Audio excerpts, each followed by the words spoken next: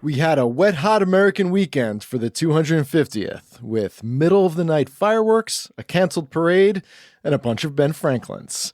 On today's News Roundup, we're recapping the wild July 4th weekend, giving you the latest on the PECO worker strike, and telling you what you need to know about dining out in Philly this summer. It's Tuesday, July 7th. I'm Matt Katz, filling in for Trinae Nuri, who's on vacation this week, and here's what Philly's talking about.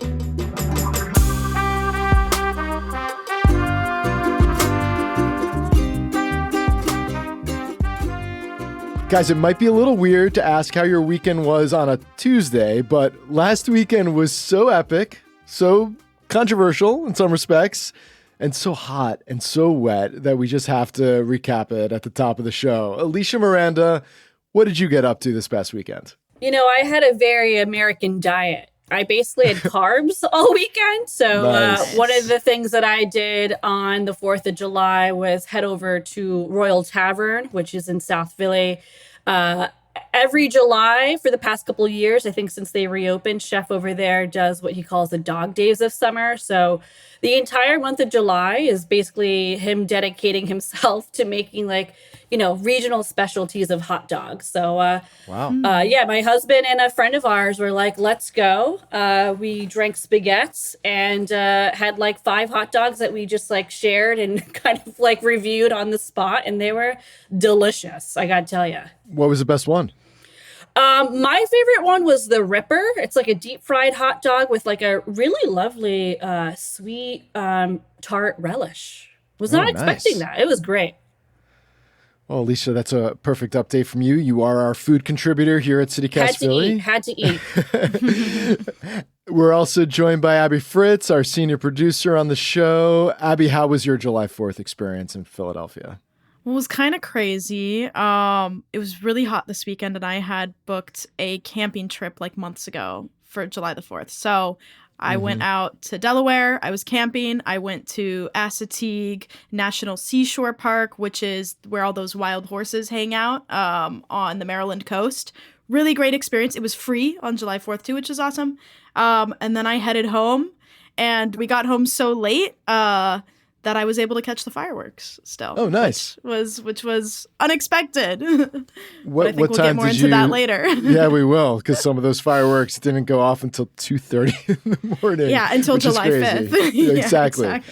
So the weekend begins with this crazy heat wave to the point where they start canceling stuff. I mean, didn't it look like on Wednesday of last week that nothing was going to happen this past weekend? It was just, it seemed like everything was going to get canceled. It was 3 days of 103 degrees leading up to the So 4th, which is nuts. just diabolical. Right. So on July 2nd, the Salute to Service concert, which was supposed to feature Queen Latifah and the U.S. Army Field Band and Soldiers Chorus, they're supposed to have the show at Independence National Historic Park. That's canceled. They said that the real field temperature on the stage was supposed to be 117 degrees. That's so unsafe. Oh my God. What does that even mean? It's like we're in Phoenix, Arizona or something. Right, It's really quite unhinged, this weather. Yeah. They also canceled an award ceremony that was supposed to take place honoring soldiers and veterans after that show, or maybe just before that show. And then they canceled the parade. They were supposed to have this huge parade. Yeah, that would have been on Friday. Mm-hmm. That would have been on Friday, and that got entirely canceled. Listen to this. The number of people whose lives were affected by this is pretty saddening. I mean, scheduled participants in the parade were coming from 50 states. All 52 Miss Americas were supposed to be there. Military groups. There were high school marching bands that were supposed to march. They were coming from California, Alabama, Oklahoma. Wow. One band from Italy. And an organizer pointed out how they this is not a small deal to go travel across the country to march in a parade. They fundraised for this. They sold chocolate bars, doing all the things. And one of the organizers said they're simply heartbroken that this wasn't able to happen. Because, it's just such a huge milestone in the country, 250th, and it's something you would have told your grandkids about one day, that I marched in Philadelphia in the parade on the semi-quincentennial, that that's something that they won't be able to get back. It's not, even if they came next year to do it, it wouldn't be exactly the same. Alicia, you think it's the right decision? I do think it's the right decision because we are not prepared to deal with climate crises, not only in Philadelphia, but just across this country. We are just not prepared. So I think safety first, but also to me, it's kind of like I felt all of the organization or lack thereof for the 250th, like this was in line with it. Like me and friends who don't have cars were kind of debating like, oh, is this going to be like a Pope thing where the city is going to be just like in disarray and shut down? Like, should we leave? Should we stay? You're talking about when the Pope visited several years ago. Yeah, exactly. Yeah. And I happened to not be here for that weekend, so I didn't experience those shenanigans that went down. But it kind of was giving the same energy. And then I feel like as we got closer to July, there just was like no preparation, no organization of what this weekend was going to be like. And so it felt to me like just any other weekend. It did not feel special. It did not feel like we're a celebratory weekend. The only thing that felt different was that the World Cup games were happening, and that was like the excitement. But I'm not surprised that this kind of failed between the parade being canceled and then the late fireworks. It's just kind of like, we dropped the ball on this. And how did they drop the ball? How did the people organizing all this, the officials, the tourism agencies, whatever else? They didn't have like a rain date. They didn't have like, could they have moved it indoors somewhere or like an indoor-outdoor situation? I mean, the weather is just so unpredictable. Again, climate crises, that's part of it, right? They're extreme, they're volatile, they're unpredictable. But this is July. Yeah. This is Philadelphia. We are a city. And, I just was like, where's the backup plan A, B, C, and D?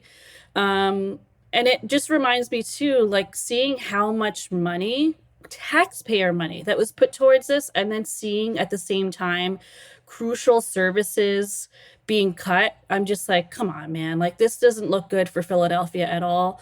And it's to me, it's just like the misprioritization, if that's a word, of funds. Is like, this is another example where it's like, bro, like, what are we doing here? Yeah, it's a hard thing because I mean, hey, I booked that camping trip months out too, and I did not expect it to be like so hot. But granted, I wasn't hosting the world in a city, so I think it's a little different. But I mean, I agree with you, Alicia, that they were right to cancel it. We need to put health and safety first. I mean, last Thursday, out in Berks, there was kind of a incident that I hope helped put everybody on guard. And I don't know if you guys know of the Union Pacific Big Boy. That's the largest steam locomotive in the world. It's been doing like a cross-country tour. And they stopped in a bunch of stops, and it ended up in Philadelphia on the 4th and the 5th. But before that, on Thursday, they were in Berks, and they do a big showing. They let people come look at it to see the train. A lot of people who are into trains, like, come see this giant historic train.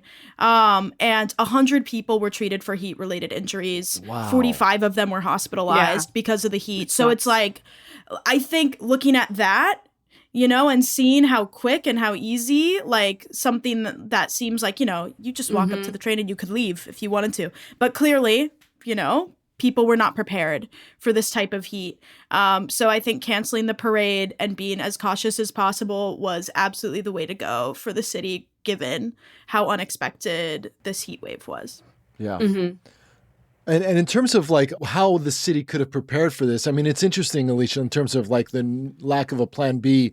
You know how in the Mummers Parade, they do the Mummers Parade and then they all go to the convention center to like present the string bands and whatnot. Yeah. I wonder if that could have been, and I don't know what's going on at the convention center, but I wonder if there could have been some way to move part of the parade through into the convention center or some other large indoor space. We have so many great large indoor spaces that could have been activated for a plan B and to host some of these performances. But I feel bad for these people that prepared, probably for a year, I'm sure, to be part of this. And I feel like there was, that's kind of disrespectful to them too, that they had this missed opportunity. So not surprised, still disappointed. Well, I want to talk about some of the good stuff that did happen over the weekend, and then we'll talk about the concert itself. So on Thursday, they did pull off a drone show over Independence Mall. There were 13 minutes of hundreds of drones that illuminated the sky and kind of gave a history, an artistic rendering of the 250 years of American history. That came off. There was a Ben Franklin lookalike contest. And what's interesting about this was not a city thing. This was not a Visit Philly thing. This was like, this didn't cost taxpayer dollars, Alicia. This was an idea that came out of the grassroots. It was passed around on flyers and on Reddit. And they had this like big, great Ben Franklin lookalike contest right there in Independence Mall. There were female Ben Franklins and child Ben Franklins and African-American Ben Franklins. It looked very fun. So that was certainly, a highlight for Philadelphia for the weekend. I did see one. One of them came into Royal Tavern for the hot dog. Oh, that's so good. I'm sure you got a lot of attention. That's great. And then another big apparently success was we buried a steel time capsule at Independence Hall that they're not going to open for 250 years. Wow. So that's a thing. That's so scary to think about.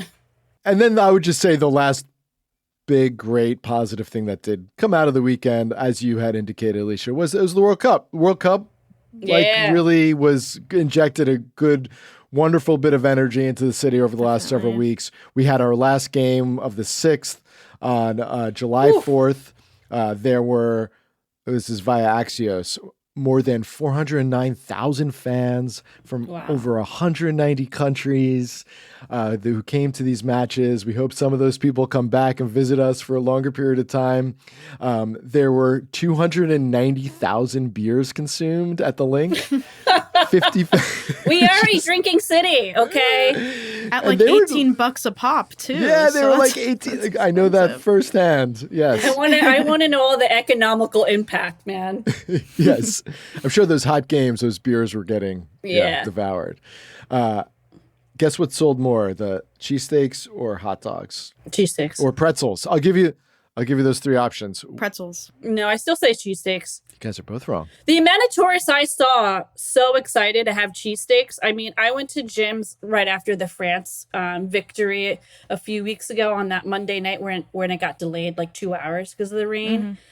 My husband went to the France game and we were like, let's celebrate with cheesesteaks. And that was a huge mistake because everyone from the game went to Jim's and was ordering like 30 cheesesteaks per person. So I vote cheesesteaks. Oh, well, at the stadium itself, it was actually hot dogs. Whoa. That's fascinating. So were they the 4th, cheapest? baby. The cheapest? Yeah, maybe that's what it is. Yeah. For sure. 55,000 hot dogs, 46,000 soft pretzels, 26,500 cheesesteaks. Wow. The last thing on July 4th that we have to get to, guys, is the big One Unity Philly concert on the Ben Franklin Parkway. This was the centerpiece of our July 4th, 250th celebrations. And the backdrop of this concert happening on the Parkway on Saturday night was the Inquirer bombshell story last week about how Mayor Parker rebranded and restructured this annual July 4th concert at a considerable cost to taxpayers, as Alicia had mentioned earlier. So instead of having the concert produced by a nonprofit established by the city, Welcome America, she hired this for-profit entity, ESM Productions, to put on the show. They changed the name from Wah Welcome America to One Philly Unity Concert for America. Which is the mayor's slogan. So, Right. It's definitely a little bit of a nod to herself there. Exactly right. And then, Alicia, they spent how much on this concert? Do you know? More than 15 million? That's right. Yeah. Which is crazy because in past years... It's unacceptable. Yeah. In 2024, for not just the concert, but for all the festivities that lead up to the concert, it cost $6.6 million. And then in 2025, it was $3 million when it was put on by Welcome by the local nonprofit. Yeah, when it was put on by Welcome America. So that is a staggering difference.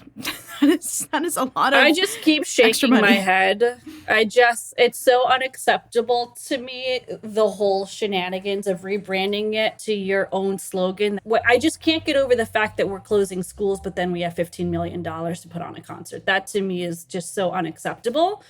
I can't. I mean, I think, and I hear you, and the money itself, I think, though, should be evaluated in that context, because the school thing is a somewhat separate bucket in that they're closing 17 schools, modernizing many others, but the whole idea is to actually like save money and for these facilities to be better in the long term, and for there to be more money flowing into the classrooms in the long run. Like it is like fiscally driven theoretically, but yes, from an optics standpoint, at the same time that we are announcing the closure of schools, doesn't look good, and that we are in this funding crunch with the schools, and there might be teachers who are laid off in the fall related to not having enough money from Harrisburg.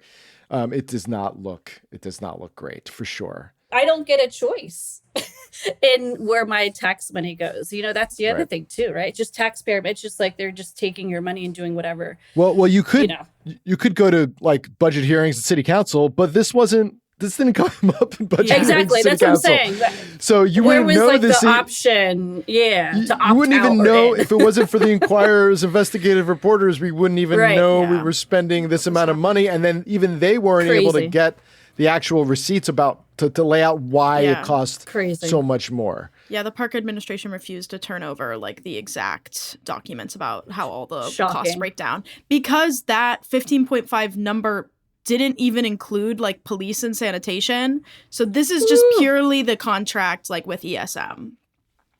And you know, the idea is that people come to the city, they spend money, and then some of that is tax dollars involved in that. So the idea is that it stimulates some sort of like an economic positive activity in the city. But we don't know the numbers of that, although the mayor did say she will release a fiscal impact report about the concert and about all these festivities.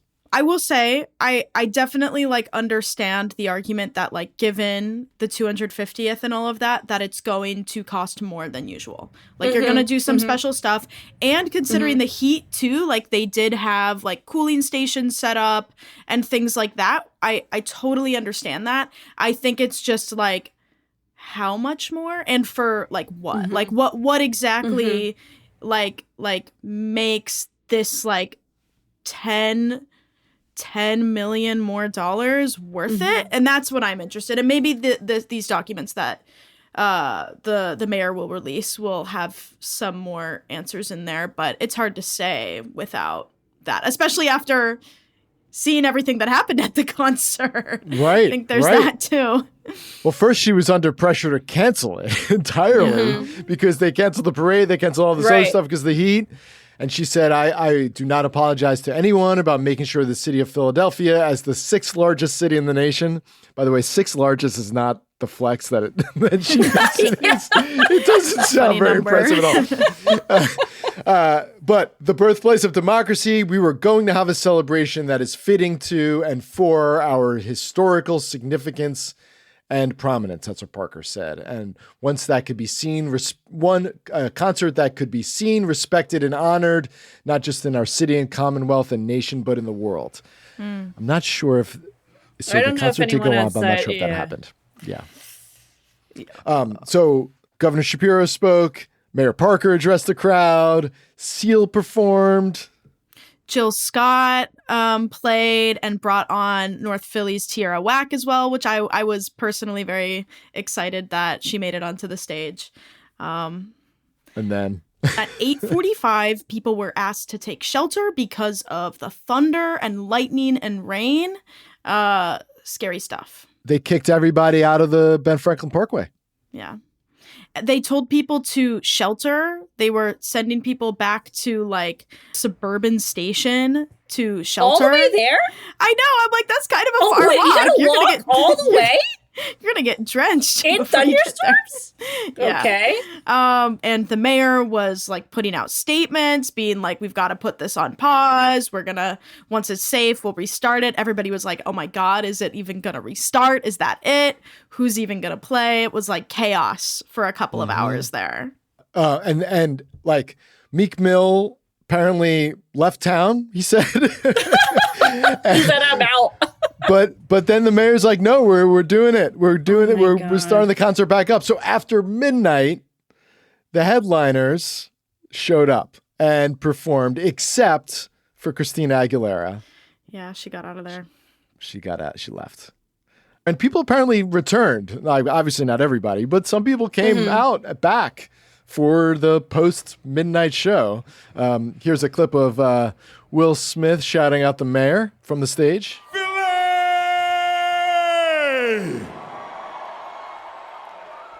Man, where's Mrs. Mayor at? She out here somewhere. Mrs. Mayor, where you at? There you go. Hey, Mayor Sherrill, there you go. How you doing? Hey, way to hold it down. Way to hold it down.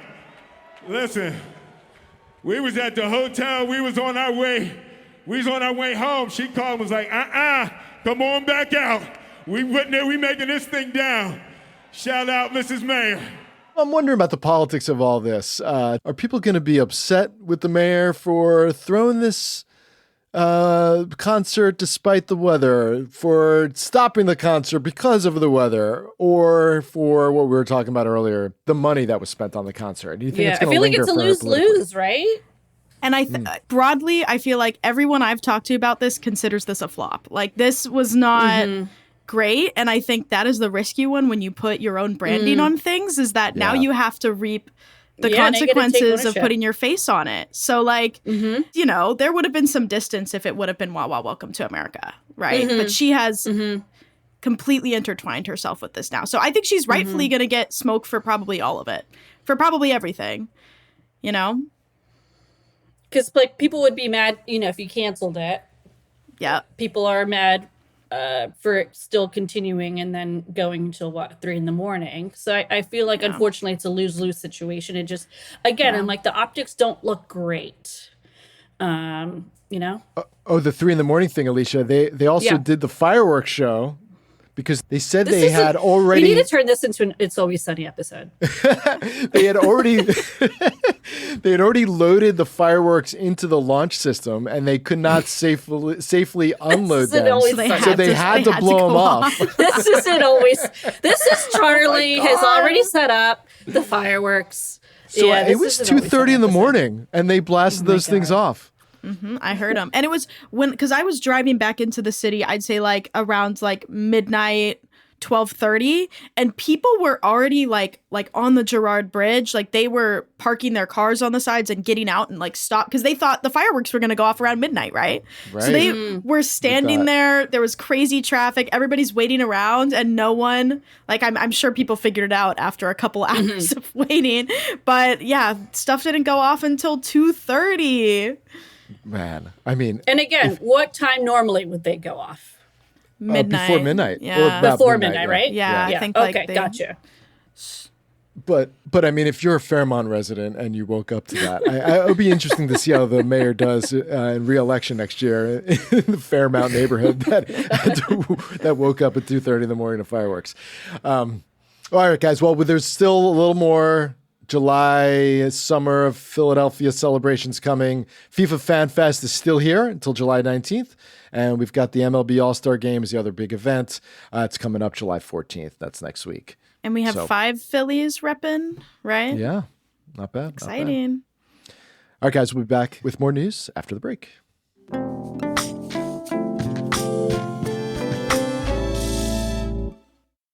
PECO, our electric utility, is seeing its first strike in its history, guys. And they went on strike over July 4th weekend. Crazy time, given all of the weather, given all of the celebrations, how many people are around. And I mean, PECO provides electricity to 1.7 million ratepayers in Philadelphia and in the suburbs.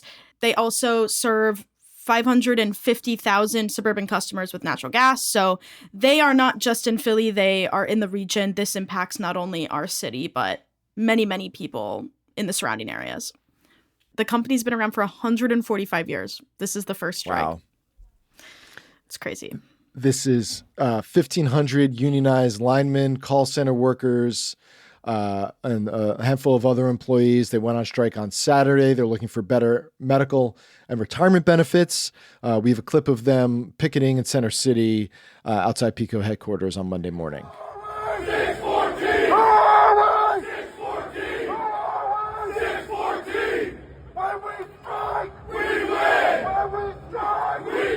So when the picketing started happening in Philly, the union says that a striking worker down at the Oregon Ave facility was pushed to the ground by a PECO security worker. And then in Chester County, a striking member was hit by a PECO truck. And at the same yard, another striker was hit by a car that was like not affiliated with PECO. So they're saying that as these pickets started happening over the weekend, 3 strikers have been injured. And this is all coming from the union. So that is a very intense way to start off this picket, these negotiations, this strike happening for the first time ever in this company's history. Wow. That's terrible. The other wild thing about this is people lost their power this weekend because of all those storms.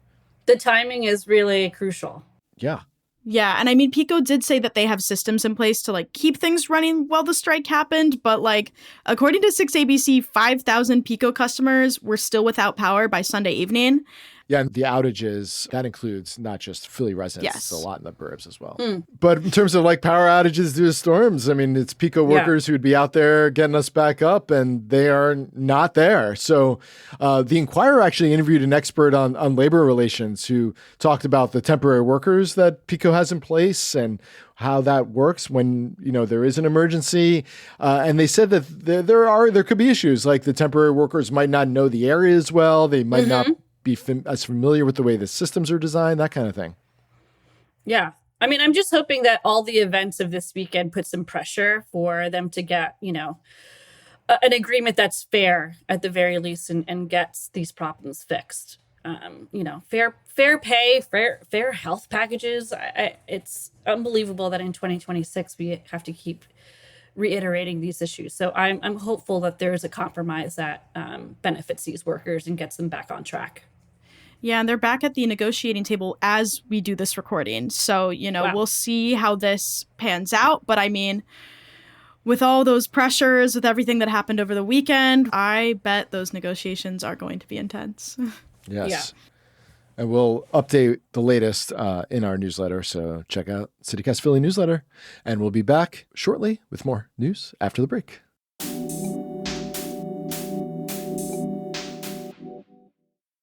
All right, guys, I'm getting hungry. Alicia, you are our resident food expert, our resident restaurant expert, our resident food trends expert.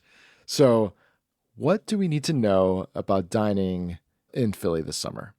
Yeah, well, one thing that kind of kicked off this weekend is summer vacation for restaurants. So, you know, summer is notoriously slow for Philadelphia hospitality businesses like bars and restaurants.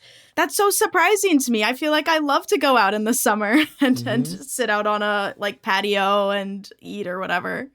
This is the time of year when people go on their summer vacations, right? People are down the shore or going abroad. And so business is just generally slow. Interesting. Although I'm sure the World Cup helped this summer, but still like July with the temperatures, people just really leave the city. So this is the time of year when restaurants start to take their own summer breaks.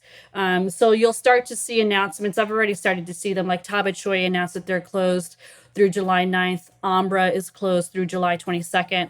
So they'll take off like a week, maybe 2, if possible. But I would say start planning ahead, you know, double check those reservations to make sure that you can still have them if the place isn't going to be open. You know, follow them on IG to make sure of their schedules. But yeah, Philly summers, I think the pros and cons are that it can be very slow for restaurants and bars. I think the pro for people like me who don't have a car and are stuck here is I can get in anywhere because it's way easier to score that reservation or just be a walk-in because it's a little bit slower. You don't have to deal with the crowds as much. So yeah, plan ahead. Find your favorite restaurant or bar on Instagram. Double check when they're closed, if they're closing. But yeah, I think it also got me thinking, I don't know if you guys remember, but this was like a thing during the pandemic. There was a hashtag that was hashtag open and PHL. It was used a lot during like the pandemic of what places were open, what places were still operating, you know, especially for like the takeout time. And something, yeah, I just think that hashtag should be utilized year round. I think we could totally use it in the summer, especially as we start seeing places that announce that they're going to be, you know, closed. I think it'd be cool if we start using open and PHL to say, hey, we're still here, like come through. But I also think like just in general for holidays, like 4th of July, what's open on the 4th of July? What's open during Thanksgiving? Like what's open during these major holidays? Again, for those of us who for whatever reason, don't leave town, can't leave town, and we do want to go out to places, I think using that hashtag open in PHL would be helpful. Yeah. What do you guys think? Cool. Would that be like an organic thing where like just like restaurants start doing it, or do you think it should be something more coordinated?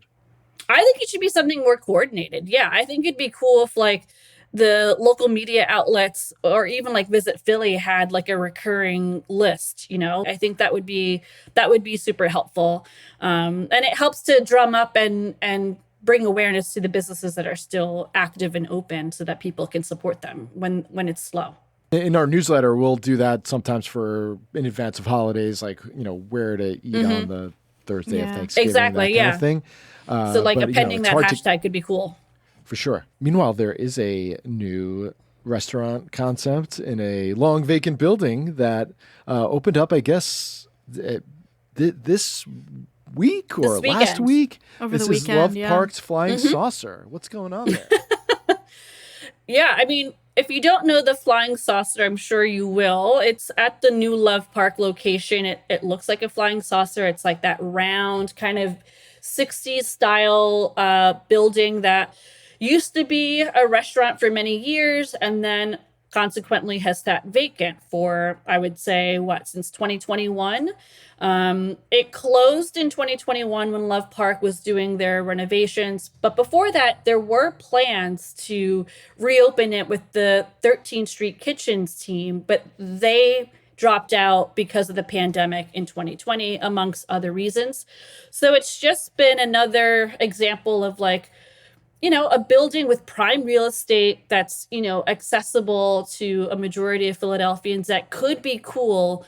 And what we're going to see, rumor has it, is that Ellen Yin's hospitality group, so Ellen Yin owns Fork, High Street, Bread A Room. Kitchen, A Bar, Yes. Bread Room. Abby, you and I had lunch at the Bread Room. Really fantastic spot. Love the Bread Room. Basically, she owns probably your favorite place, your favorite restaurant. Yes.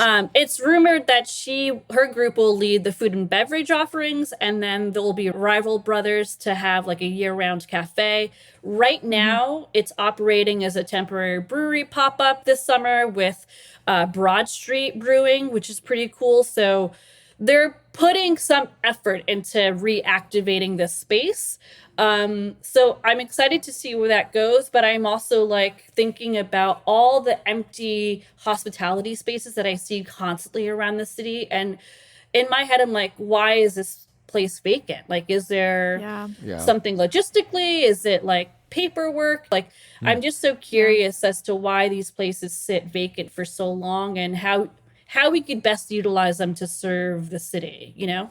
And especially like I get when 2020 happened, that thing falling through, and but then now there are still office buildings that are vacant, and all of that is in that area. But I don't know. We have the like small coffee stand at City Hall that I feel like I always see people in line for. So I agree. Like, it would have been nice to see it activated sooner, but I'm glad it's getting activated. One thing that did strike me when I was reading the Inquirer article about this is that the city is going to reinvest the revenue from this project into Love Park and the Benjamin Franklin Parkway. And like, I don't know, maybe they should put a little bit of that into Market East. Maybe there's other ways to utilize some of this money to kind of address like some of the issues that we're talking about, where it's like there's vacancies in this space. There people aren't coming back to work. These office buildings are empty. Like, why not try to solve some of those issues with reinvestment in the areas that are like more broadly vacant, like as opposed to like as opposed to the Benjamin Franklin Parkway. I don't know. I'm like, what I think more they're do you doing pretty want to good. I think it's fine. I think we need to like leave Love Park and Ben Franklin alone. It's good. Yeah. But yeah, I agree. It's like, if we're going to reinvest money, what other corridors then could use hospitality spaces, or even nightlife, or even day to night spaces that are being neglected, underserved for whatever reasons?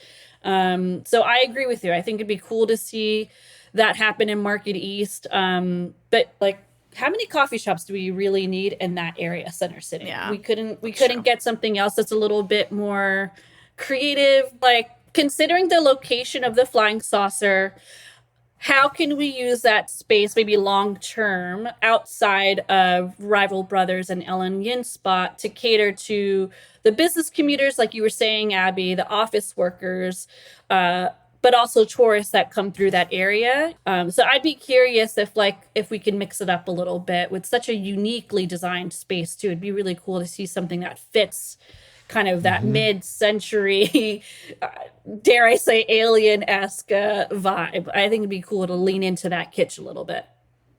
We should just put a telescope on top and have it be like an alien observatory. Why not? Like, let's just lean into the alien, lean into the flying saucer. Yeah, let's hire Elon Musk and fly that thing to Mars. There we go. All right, guys, it's been a pleasure hanging out with you on this post July 4th Tuesday. Have a good week, guys. Have a good week. Thanks so much, Matt and Alicia.